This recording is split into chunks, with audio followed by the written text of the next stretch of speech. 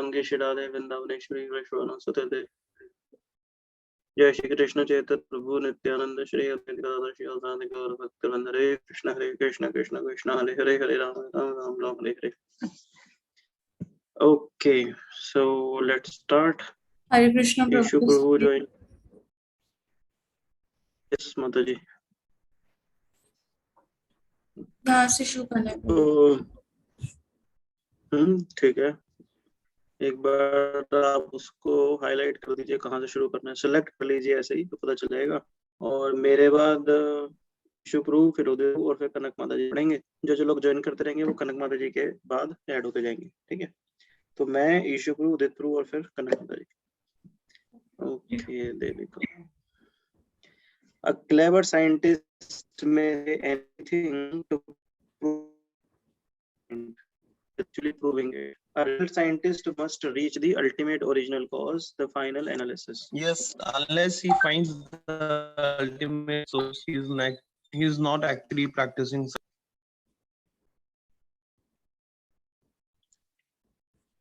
Okay, उदितप्रु, आपको आवाज आ रही है?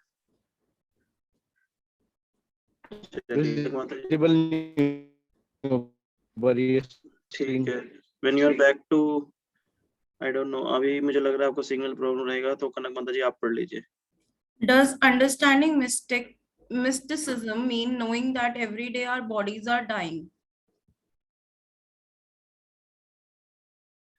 Okay, yes, Swati. Mataji.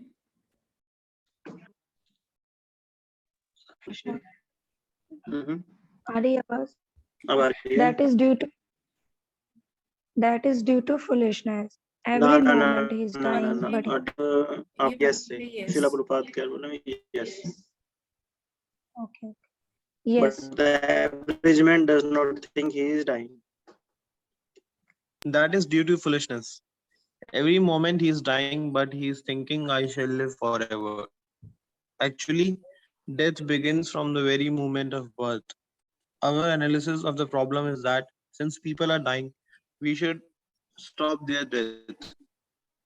But scientists are not only accelerating the process of death, but also refusing to take constructive advice to correct themselves.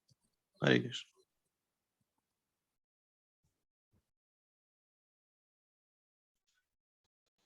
उदितप्रु, आप पढ़ पाएंगे?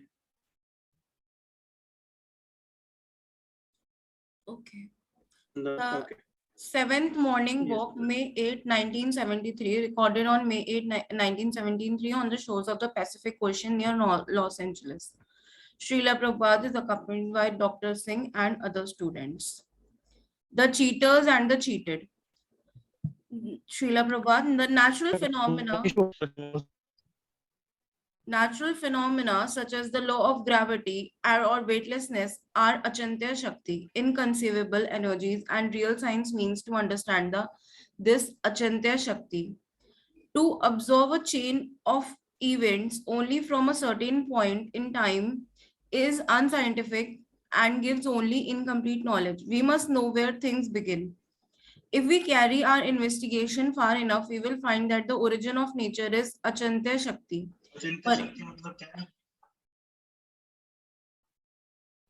प्रभु जी, ये जो लॉ ऑफ ग्रेविटी है,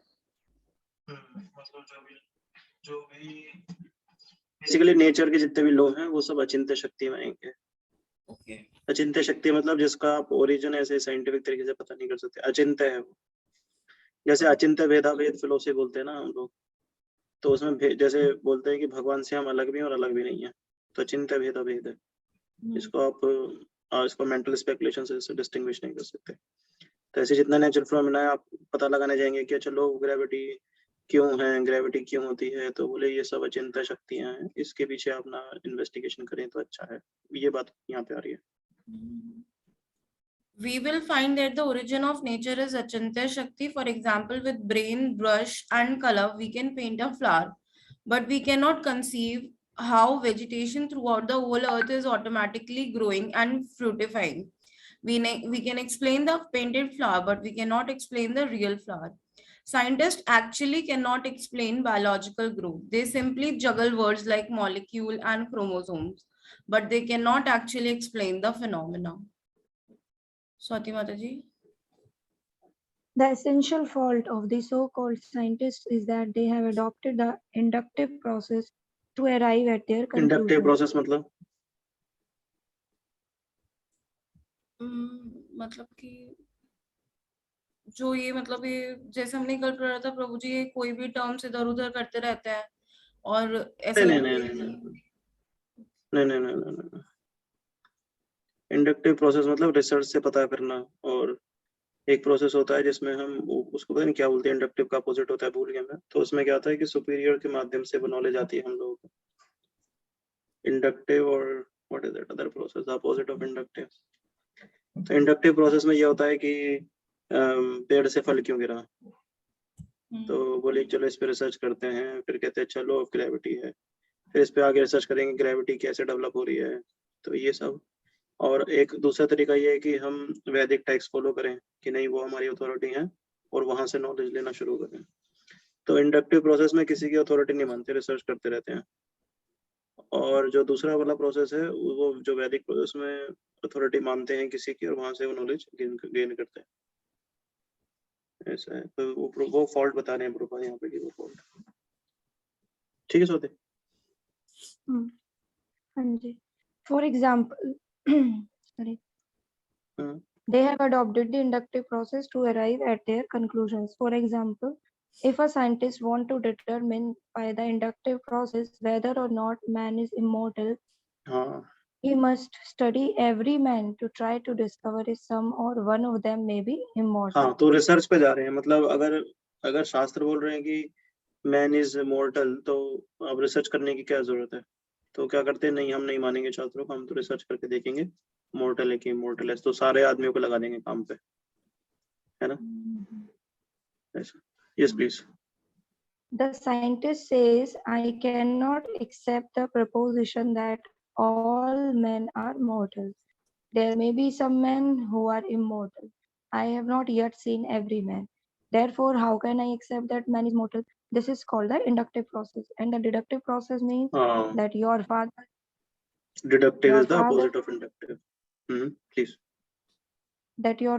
your teacher or your guru says that man is mortal and you accept it. Accepted. तो deductive process और inductive process, deductive is opposite of inductive. तो deductive process अपना जो परंपरा सिस्टम है वो किस में आएगा, इंडक्टिव की डिडक्टिव?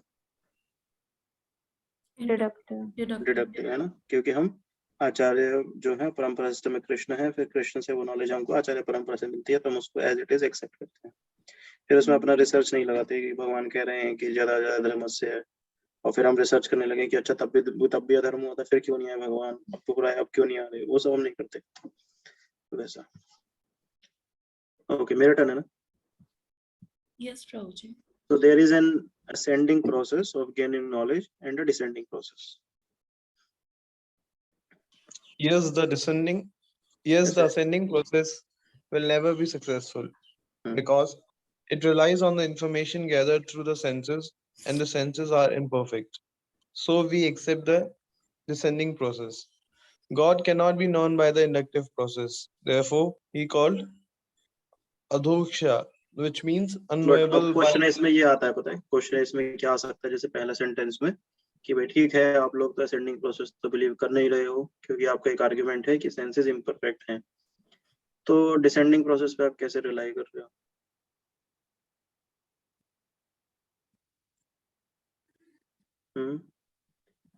असेंडिंग प्रोसेस में तो सेंसेस इम्परफेक्ट है, वो हम रीजन दिए ना, तो डिसेंडिंग में कैसे रिलाई कर रहे हैं फिर हम?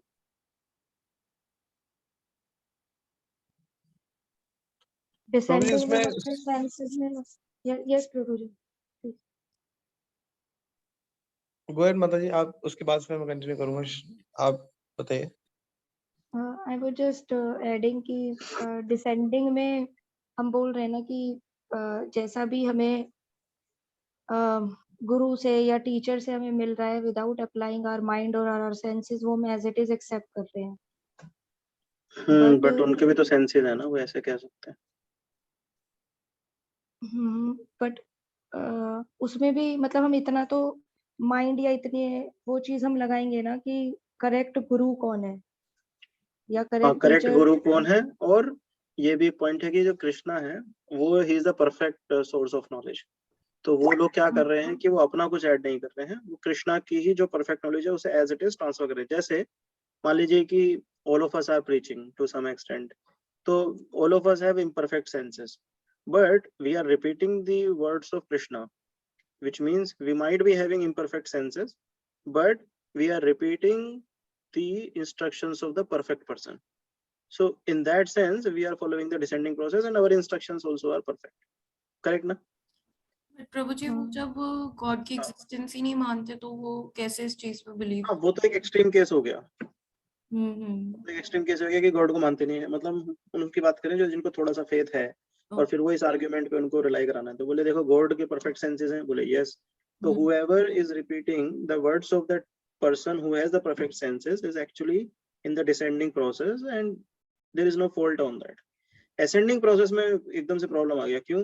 क्योंकि उसमें वो भगवान के जो परफेक्ट सोर्स हैं नॉलेज के, जो परफेक्ट सेंसेस रखते हैं, उनके वर्ड रिपीट नहीं करता है, वो अपनी इम्परफेक्ट सेंसेस से कुछ नॉलेज गेन करता है और उसको रिपीट करता है, इसलिए उसमें प्रॉब्लम है। करेक्ट है ना?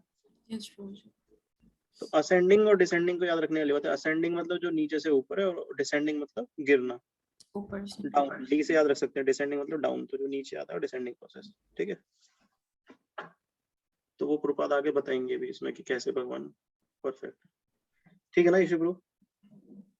हाँ ब्रो जी, ऐसे ही मैं ऐसे सोच रहा था, मतलब एक जनरल नेम एंड टर्म में भी सोचेंगे तो असेंडिंग एक कॉन्सेप्ट को डेवलप करना हो गया, एक प्रोसेस, मतलब एक पर्टिकुलर से एक हम जनरल नॉलेज पे जा रहे हैं कि इसके ऊपर ये बिल्ड ऑन कर रहे हैं। और डिसेंडिंग ऑर्डर में ये है कि हम बहुत स्पेसिफिक हो रहे हैं चीजों को लेके। कृष्णा हमें बहुत सारी चीजें बता सकते थे, लेकिन उन्होंने 700 ही श्लोक बताए, कि करोड़ों श्लोकों से लेके हमें सिर्फ 700 ही बताए, और हम उसके स्पेसिफिक हो गए कि this is the process and this is what we have to follow.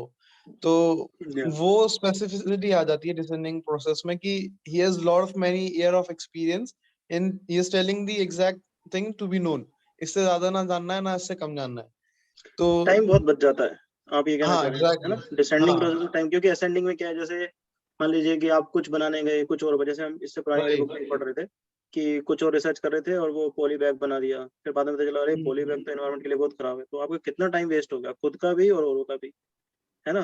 तो इस तरह से काफी सारा टाइम, या you are right, descending process में काफी सारा टाइम हम बचा लेते हैं।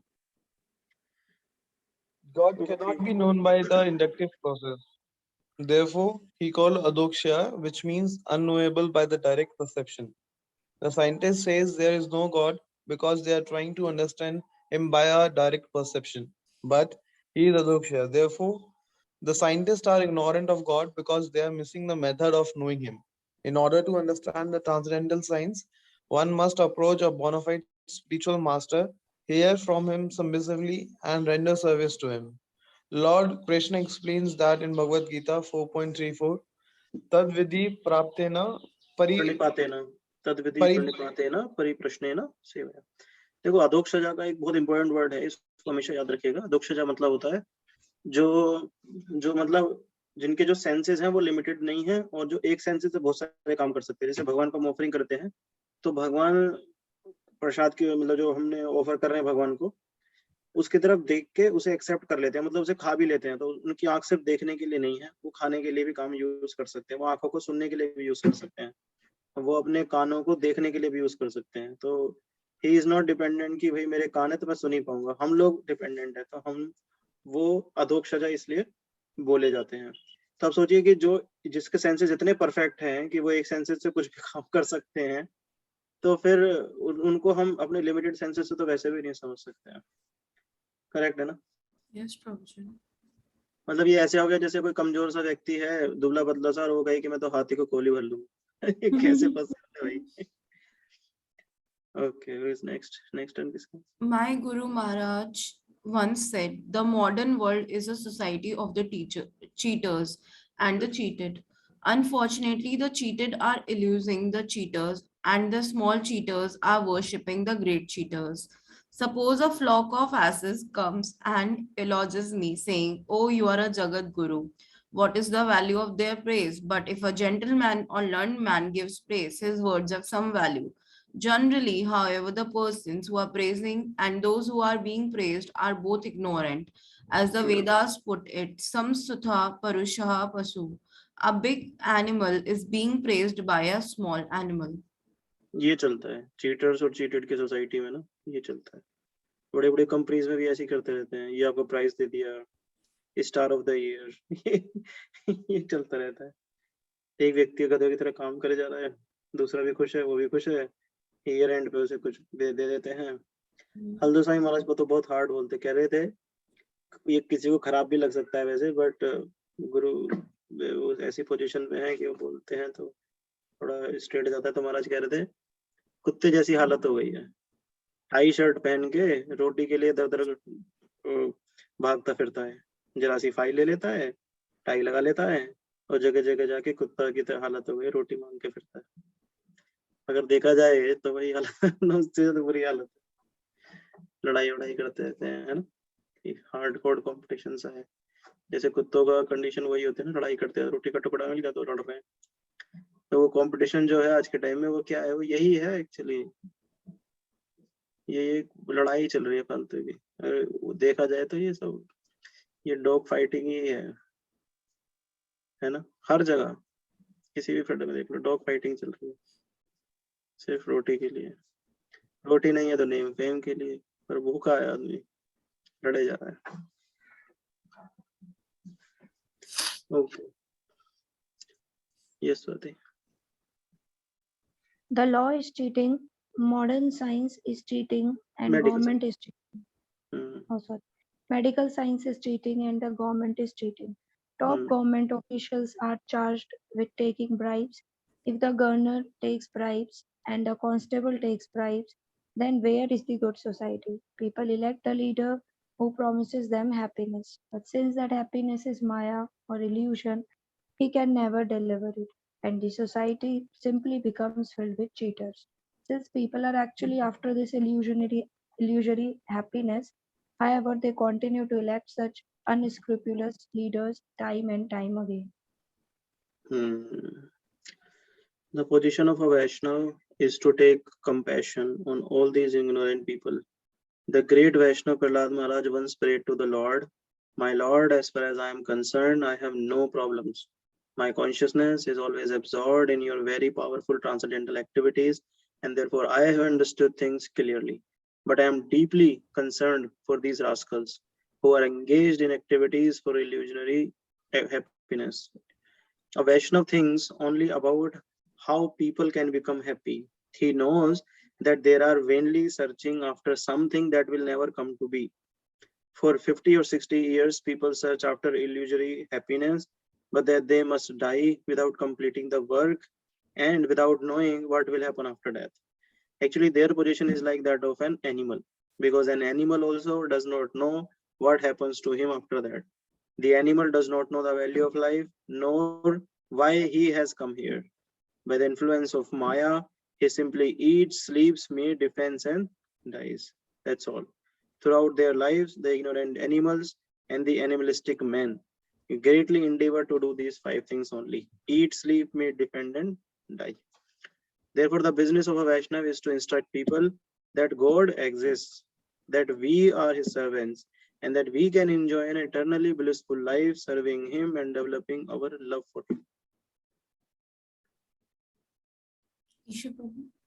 Beyond the cage, Dr. Singh, but doesn't the living entity need matter as long as he is in material nature? No, the living entity is purely spiritual. Therefore, he doesn't require matter because his thinking is deceased. However, he believes he does. The conditioned living entity is like a drunkard who doesn't require drinking, but who nevertheless thinks, "Without drinking, I shall lie." This is called Maya or illusion. Is it true that if a drunkard doesn't get his drink, he will die? ये बहुत important point है, क्योंकि ये हमारे devotee community में भी कई बार देखा जाता है. Because his thinking is diseased, however, he believes he does. He does means उसको ऐसा लगता है कि उसे मैटर की जरूरत है.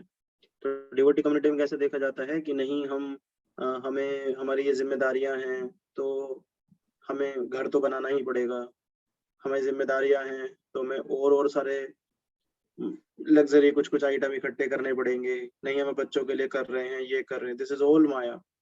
प्रभात यहाँ पे क्लियरली लिख रहे थे, सच एन इंपॉर्टेंट पॉइंट, हम डिवोटी को दिखा भी सकते हैं कि this condition living entity is like a drunkard who does not require drinking. तो क्योंकि वो माया में घूमता है पहले से, तो अभी भक्ति में आने के बाद भी कंडीशनिंग नेचर से बाहर नहीं आ पाता है, तो ऐसा लगता है नहीं इन चीजों की जरूरत है, लेकिन प्रभात यहाँ लिखने की कोई जरूरत ही नहीं है।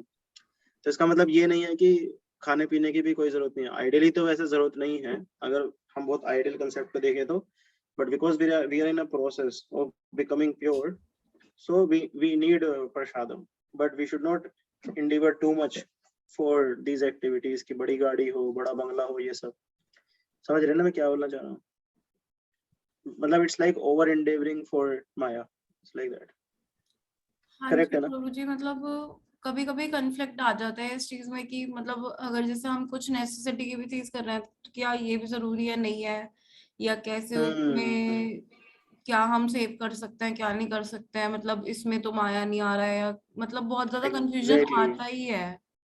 इसलिए एक स्टेज तक और काफी लंबे स्टेज तक एक्चुअली काउंसलिंग लगती है, क्योंकि माया बहुत स्ट्रांग है, भक्ति करोगे तो भोग में लगाएगी, है ना? भक्ति करेंगे तो लोग कहेंगे कि अरे कहाँ आ गए, no this is too much actually, मुझे थोड़ा सा ना मतलब बन ठन के तो मुझे थोड़ा रहना ही पड़ेगा, you know, after all I am on a work place, थोड़ा सा मुझे अच्छे अच्छे लग्जरी तो चाहिए ही चाहिए। और तो भोग और जब भोग करेगा तो भक्ति में लगाएगी, जैसे भोग करने लगेगा मान लीजिए, तो फिर कहेगी कि अरे तू कहाँ आ गया, तुझे दिख नहीं रहा है भक्त लोग हैं कितना वो तो एंजॉय कर रहे हैं, वो भक्त देखो कितना आगे निकल के, उन भक्त को कितना आता है ये वो, तो वो ना बिल्कुल पागल ही हो जाएगा, ही विल गो क्रेजी, ना इधर कराएगा ना, वो बोलते हैं ना जैसे ना माया मिली ना राम, वैसी उसकी सिचुएशन हो जाएगी, ना यहाँ पे खुश रह पाएगा ना मरने के बाद खुश रह पाएगा। तो इसलिए मोस्टली प्रॉपर होता है काउंसलिंग, ये स्टेज प्रोग्राम जी बहुत लंबी चलती है, क्योंकि डिवोटीज के साथ भी मतलब अच्छा लगता है, ऑब्वियसली डिवोटीज के साथ ही अच्छा ना लगता ना है। ये स्टेज लंबी नहीं चलती माता जी, अगर शुरू से ही हम प्रॉपर काउंसलिंग में हैं तो। अच्छा। ये स्टेज लंबी तभी तक है जब तक हम काउंसलिंग में नहीं है। अगर कोई प्रॉपर काउंसलिंग में है तो काउंसलर उसको के हिसाब से उसे गाइडेंस में है, तो उसका बेनिफिट क्या है ना कि कभी अगर उसे लगा अभी भक्ति करते हुए कि मैं भोग कर लूं, तो उसे पता है कि मुझे फिर से उससे बात करनी है काउंसलर से या गाइड से या शिक्षा गुरु से। और अगर भोग करते समय उसे लगा मेरी भक्ति मिसिंग हो रही है, तो पहले तो गाइड जाने नहीं देंगे भोग में, बट अगर मान लीजिए चोरी छुपे करने भी लगा तो वो आगे कन्फेस कर देगा तो गिल्ट नहीं आएगा, तो वापस उसे भक्ति में खींच लेंगे, है ना? तो ये बड़ा मोड ऑफ सरेंडर चाहिए इसके लिए शिक्षा गुरु के प्रति या बाकी सीनियर वैष्णव के प्रति। तो ये इसलिए भक्ति भोग के जो भक्ति और भोग के जो ऑसिलेटर की तरह घूमता है ना जी, कभी इधर कभी उधर तो उससे वो वही स्टेबल कर पाते हैं उसको एक जगह। इट्स लाइक माइंड को क्या बोला जाएगा पता है? मंकी।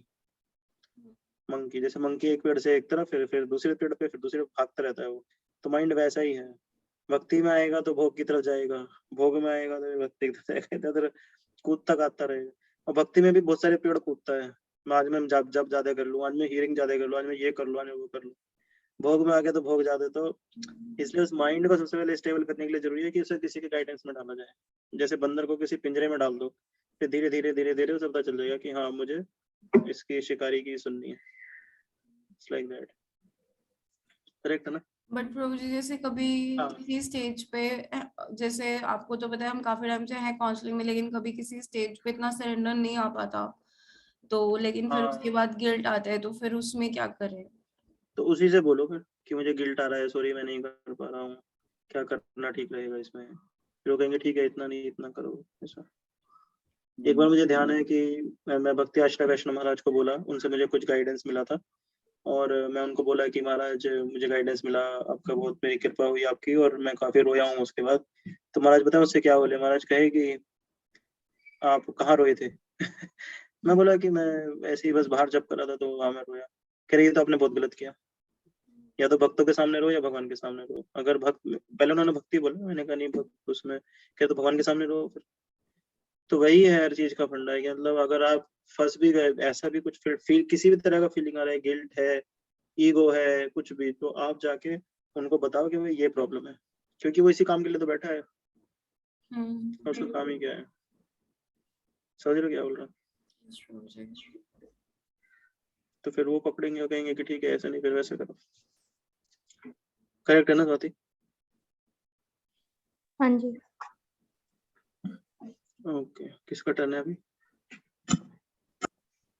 कई बार मतलब जैसे डे टू डे हाँ। लाइफ में तो बहुत सारी प्रॉब्लम्स या बहुत सारी चीजें होती हैं ऐसे, तो हम मतलब हर चीज के लिए अप्रोच करें।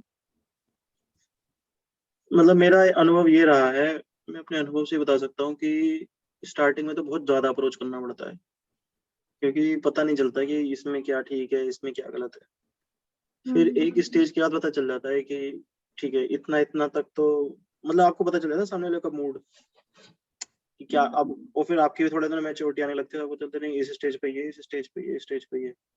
तो जब तक वो मैच्योरिटी नहीं आ रही है और जितनी आ रही है उतना कर लेना चाहिए। जैसे जैसे सीनियर डिवोटीज हैं, जैसे मान लीजिए राधे श्याम प्रभु हैं, वो भी एक लेक्चर बता रहे थे कि जैसे महाराज उनको बोलेंगे पुणे में तुम प्रीचिंग करो, यूथ प्रीचिंग, तो he will just say 1 line 2 line थोड़ा बता देंगे एंड उसके बाद उन्हें वो फुल ऑन करेंगे, ठीक है। और उसमें फिर कुछ और जूनियर डिवोटीज होंगे लेट्स से, उनसे तो उनको ज्यादा इंस्ट्रक्शन देना पड़ेगा, उससे जूनियर उनको ज्यादा, उससे जूनियर उसको ज्यादा। बट जिसको सबसे ज्यादा इंस्ट्रक्शन देना पड़ रहा है उस स्टेज पे कभी राधे श्याम प्रभु भी रहे होंगे, राइट। तो वैसे ही है कि एक बार ज्यादा इंस्ट्रक्शन लिया उन्होंने बार बार काउंसलिंग में, तो उसके बाद धीरे धीरे उनमें और बढ़ते रहे बढ़ते रहे बढ़ते रहे बढ़ते रहे। वैसे ही हम लोगों का है कि हमें पहले ज्यादा इंस्ट्रक्शन लेना पड़ेगा, क्योंकि अभी हम उस स्टेज पे मान लीजिए नहीं आए हैं फिलहाल, जिसमें हम थोड़ा और अगर हम देखें तो हम पुराने कंडीशन के हिसाब से हम बेटर हैं।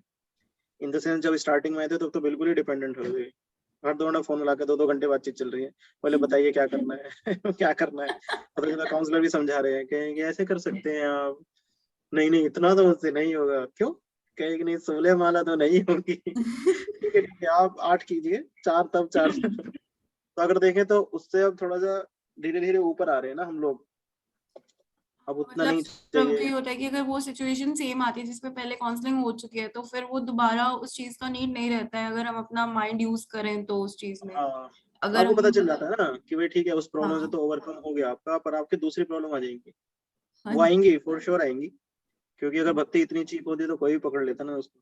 प्रॉब्लम तो आएंगी, बताने वाले को पता है, पूछने वाला भी इस बात को माने, है ना। राइट प्रभु पर जी। तब तक पूछते रहना चाहिए, कोई दिक्कत नहीं है इसमें। हम्म। करेक्ट है ना स्वाति, ये नॉट हाँ जी। Convinced. No no I am. Okay, सही है ना Yishu bro. Ji bro ji. Problem पता है कहाँ पे है, कि जहाँ पे मान लीजिए मान लीजिए कि एकदम ऐसा हो जाए कि वो कहें कि जैसे आप कहें कि "गुरु जी मैं तो 16 माला कर ही नहीं पाऊंगा", कहें तुम एकदम बेकार हो, तुम्हारी कुछ बस की ही नहीं है, यू आर वेस्ट तब थोड़ा मुश्किल है, क्योंकि फिर ज्यादा ही मतलब एक इसलिए बोला जाता है कि शिक्षा गुरु वाला एक कॉर्डियल सा रिलेशन हो, वो भी आपकी प्रॉब्लम समझे, फिर आप भी समझें कि नहीं ये इस स्टेज पे अगर मुझे डांट रहे हैं इसका मतलब मैं ज्यादा ही लॉन्ग कर रहा खींच रहा हूँ अननेसेसरली, इतने टाइम से प्रयास कर रहा हूँ फिर भी नहीं कर रहा हूँ, तो मैं आलसी हूँ। इस टाइप से थोड़ा सा एक रिलेशनशिप रहता है, तो वहां पे भक्ति करने में भी फिर अच्छा लगता है ना।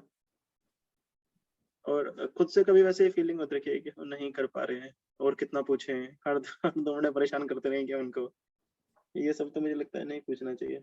और अगर ये फीलिंग आ रहा है तो फिर इसको भी डिस्कस कर लेना चाहिए कि ये आपको कितना परेशान करना है हमें। मैं तो कह रहा हूँ फुल्ली डिपेंडेंट होने में फायदा है ना। हाँ जी प्रभु जी। आई थिंक टाइम हो गया 3 मिनट ज्यादा, सो विल स्टॉप नाउ, ठीक है। यस प्रभु जी। अच्छा कल्पतरुभ्यश्च कृपा सिन्धुभ्यश्च पतितानां पावनेभ्यो वैष्णवेभ्यो नमो नमः। श्रील प्रभुपाद की जय।